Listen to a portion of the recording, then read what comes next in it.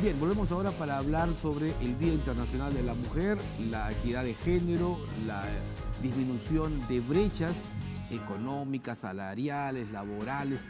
Así eso se apunta justamente y así a eso vamos a hablar esta noche, porque hay un interesante informe que ha presentado el Instituto Peruano de Economía, IPE. Vamos a hablar justamente con Luciana Cáceres, que es economista del IPE, justamente para detallar este informe regional, donde hay más brechas sobre la igualdad de género, entre otros aspectos. ¿Cómo está, Luciana? Buenas noches. Gracias por venir. Un gusto, Ricardo.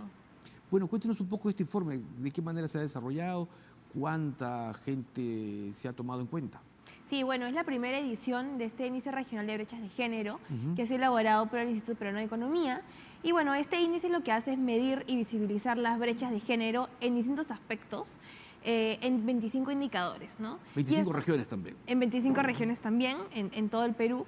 Entonces, lo que hace es visibilizar estas brechas en los pilares del mercado laboral, educación, salud, autonomía individual y también en participación política y empresarial. ¿Y en dónde han visibilizado más estas diferencias o brechas de equidad, que es lo que se aspira y se busca en nuestro país?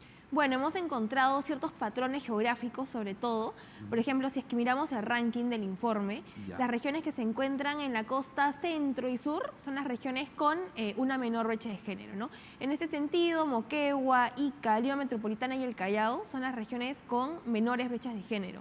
Por el otro lado se encuentran Cajamarca, Huancavelica, Amazonas, que son las regiones con una mayor brecha de género. Si vamos un poquito, a ver, al tema económico, al tema laboral, por ejemplo, ¿no? En donde lamentablemente a misma función debería ser igual remuneración, debería ser, pero sin embargo no ocurre ello. Sí, exactamente. Hemos analizado distintas brechas en el mercado laboral, sobre todo las relacionadas con la brecha salarial, como mencionas, y también por el lado de la calidad del empleo, ¿no? Ya sea subempleo, ocupados asalariados y formalidad laboral. Y el resultado ha sido, digamos, en qué, digamos, tú decías que Moquegua es donde, digamos, hay menor brecha, menor diferencia en cuanto a lo que significa diferencias, ¿no?, entre hombres y mujeres. Claro, Moquegua es el primer puesto en este ranking de regiones, pero persisten las brechas, por ejemplo, en el mercado laboral en el caso de esta región. Por ejemplo, esta es una región con una de las mayores brechas salariales actualmente, ¿no? Entonces todavía persisten en las diferencias entre ingresos de hombres y mujeres en una misma ocupación. ¿Y es mucha la diferencia? En el caso de Moquegua, por ejemplo, que se encuentra entre las 5 regiones con mayor brecha, está por debajo de Cajamarca, la cual tiene una brecha de 40% aproximadamente, y Moquegua aproximadamente un 35%. Si esto lo traducimos en, a ver, en ingresos, ¿en qué diferencia hay aproximadamente? Bueno, aproximadamente, para poner como un ejemplo concreto, ¿no? Una brecha salarial lo que hace es representar qué tanto los ingresos de las mujeres representan respecto a los ingresos de los hombres, ¿no? Entonces, como podemos ver en el gráfico... Ahí están los años de 2013 a la fecha. Sí, exactamente. Como podemos ver, sí había una reducción de esta brecha salarial a lo largo del tiempo. En pandemia sí hubo un aumento entre el 2020 y 2021, pero eso disminuyó y comenzó a disminuir a partir de ese año. Pero como podemos ver, sí hubo una evolución en caída, ¿no?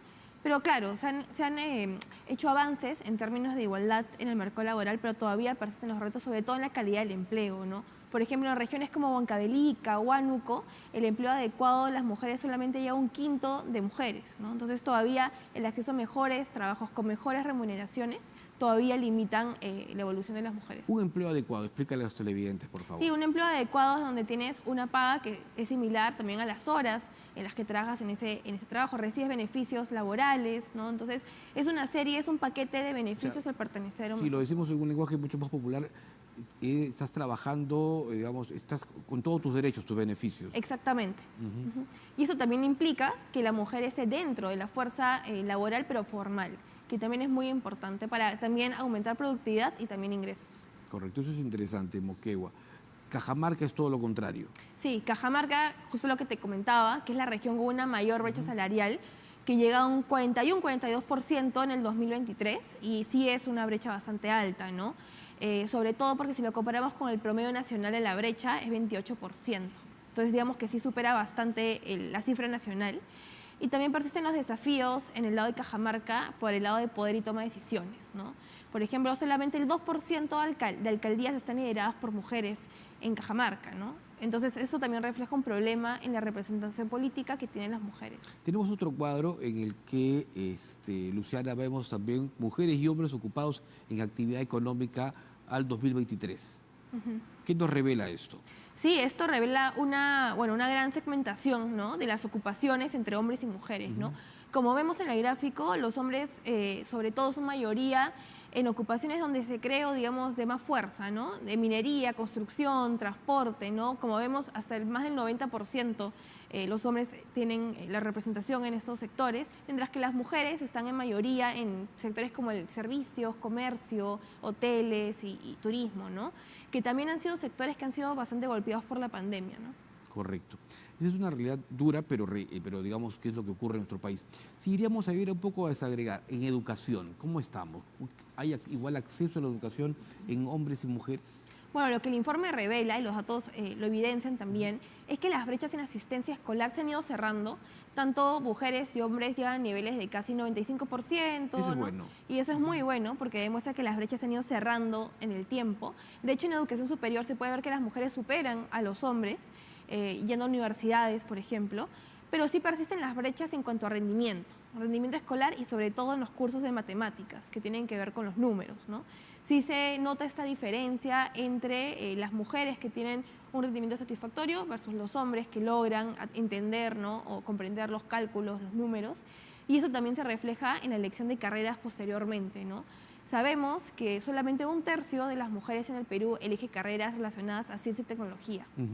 Y eso también repercute en los sectores a los que estas mujeres incursionan. 1/3 ciencia y tecnología, pese a que obtiene buenos resultados en números. No, la brecha en números, como te comentaba, sí es amplia. De hecho, los hombres sí superan bastante a las mujeres. Hombres, exactamente. Perfecto. Ahora sí. Entonces, esto también repercute en la elección de las carreras y sobre todo también en las ocupaciones. Pero a nivel superior, ¿tenemos más mujeres u hombres en universidades? Más mujeres en universidades que asisten a las universidades, y eso también es un dato importante, ¿no? Porque de hecho también tenemos otra cifra en el estudio, es un gráfico que también hemos incluido, donde menos mujeres al final completan el nivel secundario, ¿no? Eso también, bueno, está afectado por el embarazo adolescente, por la carga de las tareas domésticas, por ejemplo, que es muy importante. Ahora, y si vamos a otro sector, que es el sector agrario, no sé si ustedes lo han evaluado también. Sí, exacto, ¿no? Bueno, también está en el gráfico el sector agro, pero es muy importante notar que en el agro rural, en el agro más pequeño, es donde las mujeres tienen mayor participación, ¿no? En cambio, en el agroindustrial, en la agroexportación, por ejemplo, hay más hombres en ese sector, ¿no? Pero eso también demuestra cierto tipo de brecha, ¿no? Porque digamos que en estos sectores de agroexportación, de agroindustrial, es donde hay un mayor nivel de formalidad. Claro. ¿Qué otro aspecto han medido en esta encuesta? Sí, por ejemplo, lo que te comentaba de poder y toma de decisiones, que perfecto, es muy importante. Claro. Uy, pero ahí, por ejemplo, lo primero que se me viene a la cabeza son gobernadoras. Sí, de 25 regiones, solo 2 mujeres. Solo 2 mujeres en Moquegua y, bueno, en Lima Provincias, en Huarochirí, ¿no?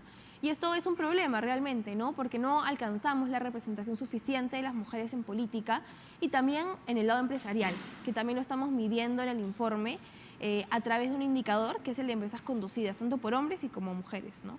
Pero a ver, en la ley, o digamos, en la ley electoral, se establece que 50% son candidatos hombres y 50 mujeres. Y se establece también que va hombre y mujer, pero sin embargo esto se ha modificado. Sí, de hecho el año pasado se modificó esta norma que se aprobó en el 2019 y ahora, bueno, digamos, si es que uno lee... Claro, hay paridad, pero digamos... Pero no hay alternancia. No hay alternancia. Exacto. Y de hecho, bueno, veamos cómo va a repercutir esto en las próximas elecciones, ¿no? Que debe tener algún efecto posiblemente. Sí, claramente. Lo que hemos evidenciado también es que sí se nota una diferencia en la participación de las mujeres antes de la aplicación de la ley versus en las anteriores elecciones, ¿no? Donde la participación aumentó gracias a la ley también. ¿Y qué podríamos, a ver, producto de este informe, qué recomendaciones hay? Bueno, hay 3 frentes que quiero resaltar en cuanto a recomendaciones de política, y el primer frente va por el mercado laboral, ¿no? Cómo hacer que las mujeres asegurar su participación en el mercado laboral y también que permanezcan en esos trabajos, ¿no? Y uno es ampliar los sistemas de cuidado, por ejemplo, el programa Cuna Más, que ayuda a equilibrar la tarea en el hogar y también en el trabajo para las mujeres. También que las empresas puedan ofrecer mejores esquemas de horario flexible, ¿no? Por ejemplo, el teletrabajo. También otro problema que también se puede aplicar una política es en el tema de capital humano, ¿no? por ejemplo, en educación, reforzar ese rendimiento en matemáticas sobre todo, ¿no? Y también en salud, ampliando los sistemas de acceso a salud, también en salud reproductiva, sexual, que también es muy importante, sobre todo a través de la educación sexual integral. Y por último, el tema de la violencia de género, que también es muy importante de combatir, ¿no? Perfecto. Muchísimas gracias a Luciana Cáceres, economista del IPE, por habernos acompañado e ilustrado esta noche sobre la encuesta que han desarrollado ustedes a nivel regional. Muy Gracias a amable. ti.